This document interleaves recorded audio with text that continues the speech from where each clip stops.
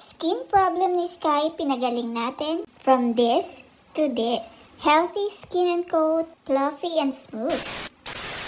Kahit gaano pa tayo kaalaga sa ating mga pusa, ang skin allergies ay isa sa mga pwede nilang makuha sa labas dahil na rin sa mga nakakasalamuha nila o di kaya kinain nila sa labas na hindi natin napigilan.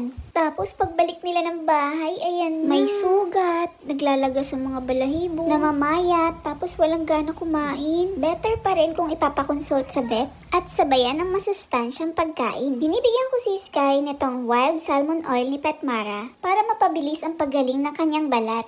Because this enhances skin and coat, supports healthy heart, and strengthens immune system.